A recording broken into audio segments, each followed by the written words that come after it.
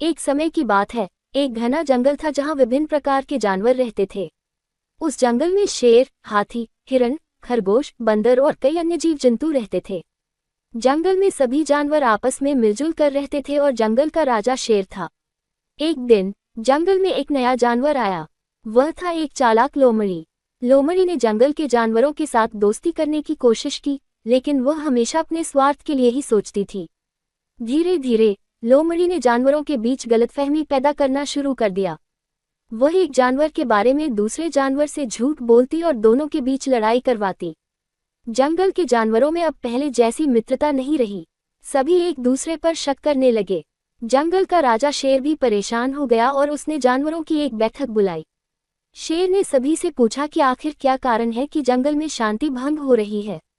सभी जानवरों ने अपनी अपनी बातें रखी और अंत में सबने एक स्वर में कहा कि लोमड़ी ही इन सभी समस्याओं का कारण है।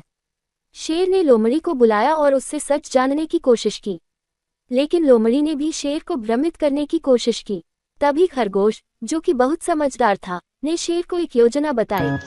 उसने कहा कि हमें लोमड़ी की चालाकी को पकड़ने के लिए उसे एक जाल में फंसाना होगा।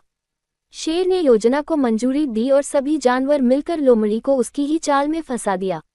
लोमड़ी की सच्चाई सबके सामने आ गई। शेर ने उसे जंगल से निकाल दिया और जानवरों को फिर से एकता और प्रेम से रहने की सलाह दी। सभी जानवरों ने शेर की बात मानी और फिर से जंगल में शांति और सद्भावना स्थापित हो गई। इस तरह जंगल के जानवरों ने समझा कि आपसी समझ और प्रेम ही एकता का मूल है। उन्होंने हमेशा सत्य और ईमानदारी से रहना सीखा और जंगल फिर से खुशहाल बन गया।